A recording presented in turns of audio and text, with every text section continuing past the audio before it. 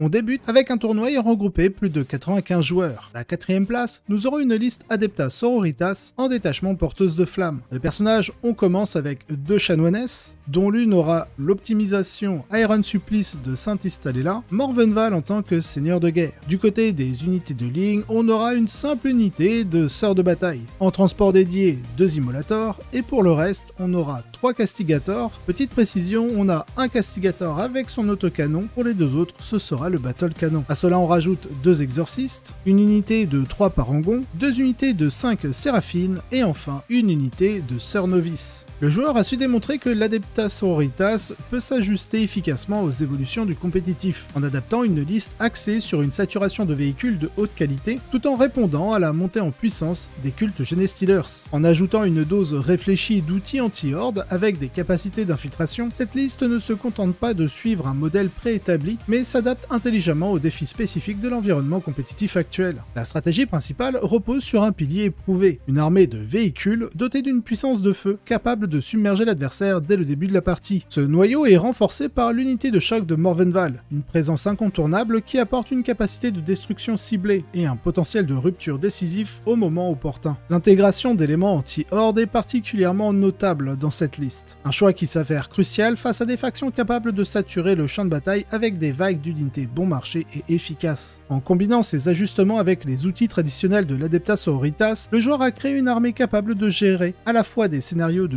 domination et des affrontements prolongés. Félicitations pour cette performance qui illustre à quel point l'adaptabilité est essentielle dans une méta en constante évolution. À la 3ème place, nous aurons une liste Necron en détachement Obéissance Phalanx. Pour les personnages, on aura 2 Destroyers Exmark, Imhotep, le Seigneur des Tempêtes, un Overlord avec son linceul de translocation, et il aura l'optimisation Combattant Honorable. En tant que Seigneur de guerre, nous rajouterons le Roi Silencieux. Pour ce qui est des autres unités, nous aurons un Canoptech Reanimator, une Doomslice, 2 Doomsday Ark, une unité de 5 Dépeceurs, 2 Destroyers Locust, 2 unités de 10 factionnaires à chaque fois équipés du bouclier et de l'épée. Et enfin pour finir, une unité de 3 destroyers ophidiens. Cette liste, Obéissance Phalanx, s'est hissée sur le podium grâce à une approche ingénieuse, démontrant une fois de plus la capacité des Necrons à s'adapter aux exigences de la compétition. Ce détachement, bien que parfois sous-estimé, s'appuie sur des atouts ciblés et ne nécessite pas un engagement total pour révéler tout son potentiel, comme l'a brillamment illustré le joueur lors de cet événement. Le cœur de l'armée repose sur 2 grandes unités de factionnaires soutenues par le Roi Silencieux, exploitant pleinement le bonus au jet pour blesser du détachement pour assurer une ligne de combat impactante. Ce choix permet également d'optimiser l'utilisation du stratagème Sentinelle de l'Éternité, permettant de combattre en mourant contre des adversaires spécialisés dans le corps à corps en ciblant précisément les moments où cette capacité peut changer la donne. En complément, les véhicules de tir ajoutent une dimension défensive grâce à leur accès au stratagème de réduction des dégâts. Ils deviennent ainsi un casse-tête pour les adversaires tout en offrant une capacité de blocage en cas d'urgence, notamment avec les Doomsday Ark. La liste introduit également une Doomslice, exploitant à merveille le stratagème des touches critiques sur un 5+. Les armes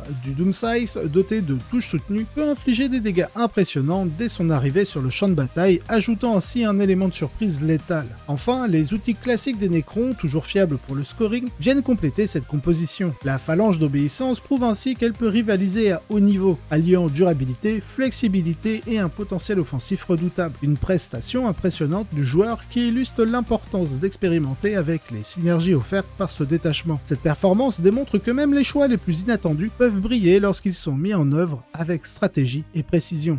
Pour la 2ème place, nous aurons une liste culte Genestealers en détachement Biosanctic Broodsurge. Dans les personnages, on commence avec 3 abominants, dont l'un aura l'optimisation Predatory Instinct. On rajoute un Biophagus, un Patriarche en tant que seigneur de guerre avec l'optimisation Biomorph Adaptation, et aussi un Reductus Saboteur. Du côté des unités de ligne, on va avoir 2 unités d'acolytes hybrides en autopistole. Alors, pour la précision, nous aurons une petite unité de 5 et une grande unité de 10. Cela en rajoute 3 unités de 5 acolytes hybrides avec lance-flamme, en transport dédié un Goliath Truck, et pour le reste, 3 unités de 5 aberrants, un seul Shield Rage Runner équipé de son mortier et du spotter, un Goliath Rock Grinder, et on finit avec 3 unités de 10 Genestealers pure souche. En décrochant la 2ème place, la liste a prouvé que les cultes Genestealers restent une force incontournable. Bien que fidèle au principe agressif de la configuration Broodsurge, la liste se distingue par une approche plus destructrice du corps à corps. Le cœur de cette armée repose sur un un maximum de Genestealers prêts à bondir directement dans les lignes ennemies dès le premier tour. Cette agression est soutenue par une unité complète d'acolytes équipés pour le corps à corps, accompagnée d'un Buophagus pour améliorer leur létalité. Le choix n'est pas anodin,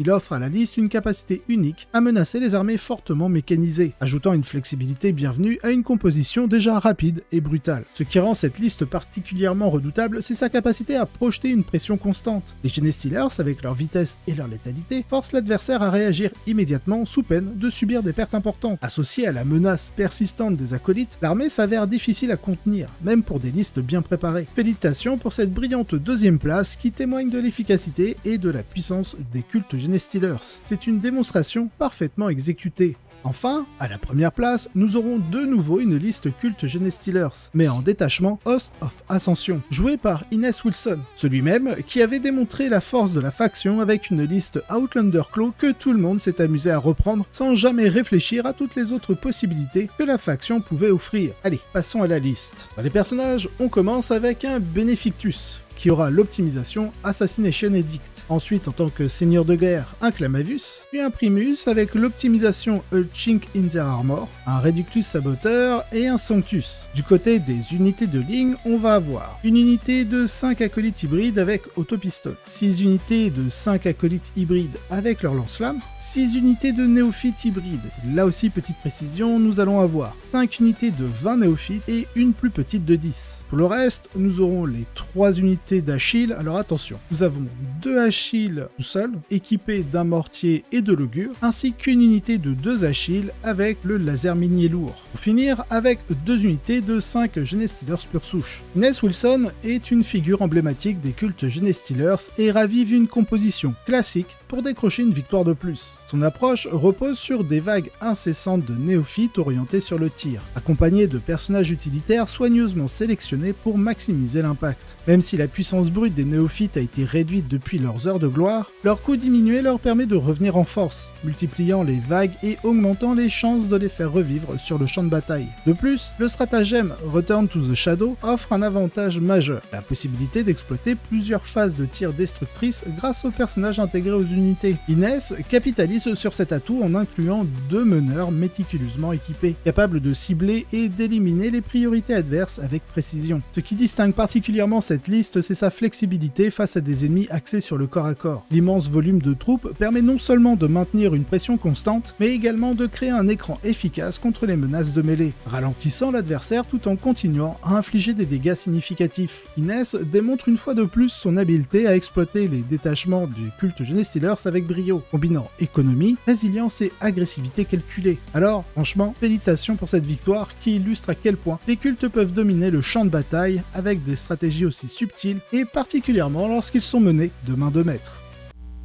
Vous cherchez à économiser sur vos achats tout en soutenant la chaîne? Alors écoutez bien, MyHobby Place a tout ce qu'il vous faut pour préparer vos cadeaux de Noël ou compléter vos armées, le tout prix réduit. Sur le site, vous trouverez des articles Warhammer jusqu'à moins 20% moins chers que chez Games Workshop. Oui, vous avez bien entendu, des économies sur vos figurines préférées juste à temps pour Noël. Et ce n'est pas tout. En passant commande via mon lien d'affiliation ou en sélectionnant le nom de la chaîne lors de votre commande, MyHobby Place s'engage à reverser 5% de la commande. En faisant cela, vous soutenez directement la chaîne et cela sans coût supplémentaire pour vous. Donc, que ce soit pour offrir des cadeaux ou renforcer vos armées, MyHobby Place est l'endroit parfait pour économiser tout en soutenant tout le travail que je fais pour la communauté. Vidéos d'explications, de top list, de reviews, de conseils, mais aussi tous les outils mis en place pour la communauté Tabletop Simulator. Un petit geste pour vous, mais un grand coup de WAG pour la chaîne.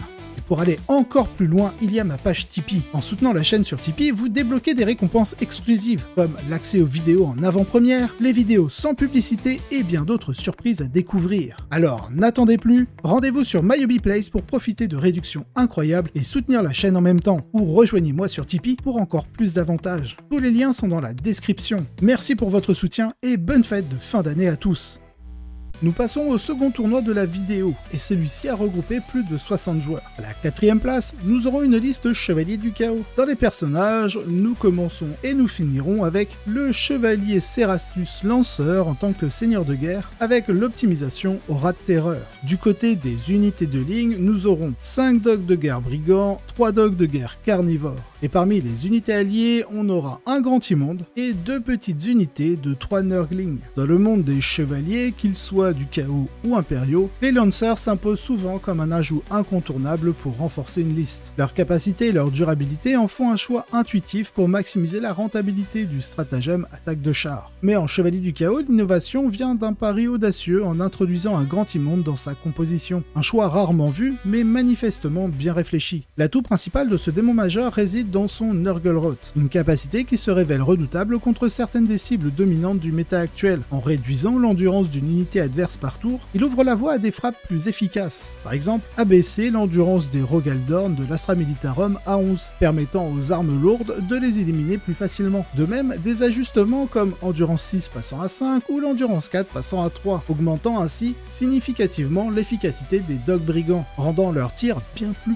percutants. Au-delà de ces effets, le Grand Immonde ajoute un autre point fort, sa capacité à absorber les tirs ennemis. En tant que menace durable, il distrait l'adversaire et le force à consacrer des ressources précieuses à sa neutralisation, permettant au reste de la liste de jouer son rôle sans entrave. Le choix souligne l'importance de la synergie dans la création des listes compétitives. En combinant les capacités ciblées du Cerastus lanceur avec l'impact du Grand Immonde, le joueur démontre que même les atouts non conventionnels peuvent briller lorsqu'ils sont utilisés avec une vision tactique très claire. Un choix qui a porté ses fruits face aux défis variés du tournoi. Alors bravo pour cette approche novatrice et ambitieuse. À la troisième place, nous aurons une liste Black Templar, en détachement croisé vertueux. Les personnages, nous aurons un capitaine Terminator en tant que seigneur de guerre, avec l'optimisation de l'os de Tannhauser. À cela vous rajoutez le haut marshal Elbrecht, deux lieutenants dont l'un sera équipé de l'optimisation Sceau de Sigismund. Et enfin, un lieutenant avec armes combinées. Du côté des unités de ligne, nous allons avoir une seule unité de 5 intercesseurs d'assaut, en transport dédié, 2 impulseurs Black Templar, et pour le reste ce sera une unité de 5 intercesseurs d'assaut avec leurs petits réacteurs dorsaux, un Dreadnought Ballistus, un gladiateur lanceur Black Templar, une unité de 5 infiltrators, 2 unités de 5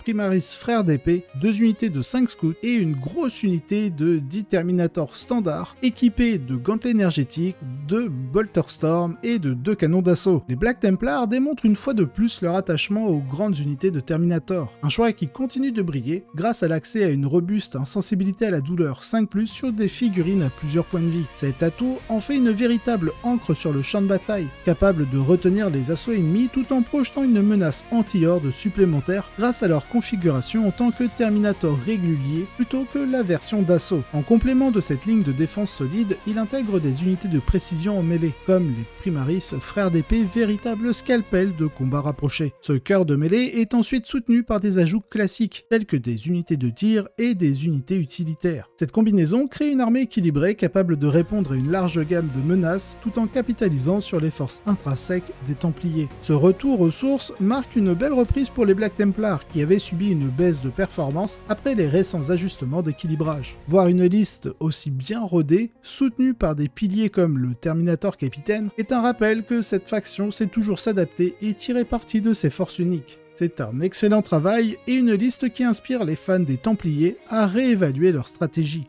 À la seconde place, nous aurons une liste Empire Tau avec le détachement Retaliation Cadre. Les personnages, on commence avec le seigneur de guerre emblématique, le commandeur Farsight. Ensuite, Darkstrider, nous aurons le commandeur Colstar. Alors je vais avoir quelques précisions par rapport aux équipements. Le premier sera équipé de 2 burst cannon, un cycliquion et bien sûr son arme fétiche, le High Output Burst Cannon, et celui-ci aura l'optimisation Starflare Ignition System. Le deuxième commandeur Colstar, quant à lui, sera équipé aussi d'un cycliquion, mais de 3 fusion blasters, et il aura l'optimisation Internal Grenade Rack. À cela, vous allez rajouter un commandeur Enforcer, et celui-ci sera équipé de 2 drones boucliers, d'un seul cycliquion, et de 3 fusion blasters. Pour ce qui est du reste de l'armée, nous aurons une unité de 10 cibleurs, 3 unités de stealth, 3 unités de 3 Crisis Starsize, 3 unités de 3 Crisis Sunforge, et on finit avec 3 Ghost Kills. Le Rétaliation Cadre s'impose en deuxième place avec une liste soigneusement conçue pour gérer à la fois les armées orientées sur des hordes d'infanterie et celles saturées de tanks. un équilibre essentiel dans un méta dominé par les cultes Genestealers et l'Astra Militarum. Cette approche démontre une compréhension pointue des besoins actuels, combinant des choix percutants et une flexibilité tactique remarquable. Au lieu de miser sur les classiques Crisis Fire Knife, souvent appréciés pour leur polyvalence, cette liste opte pour une maximisation des Sunforge. Ces derniers se spécialisent dans la destruction de Lehman Russ ou de monstres, tandis que les 3 unités de Starsize se chargent de réduire les hordes en cendres tout en offrant une impressionnante Overwatch. Cette sélection illustre un recentrage stratégique vers des réponses spécifiques aux menaces les plus courantes du moment. La flexibilité n'est toutefois pas sacrifiée. Avec Farsight, l'armée conserve une certaine capacité d'adaptation, lui permettant de s'ajuster aux besoins du champ de bataille. De plus, les Ghost Kills et les Stealths garantissent une présence sur le champ de bataille et un excellent écran pour les déploiements avancés. Cet équilibre entre puissance de feu et contrôle du champ de bataille donne à cette armée une dynamique redoutable. Cette liste pourrait bien devenir une référence pour les joueurs tôt, tant elle répond habilement aux exigences du méta. Alors bravo pour cette construction qui ne manquera pas d'inspirer d'autres compétiteurs, j'en suis sûr.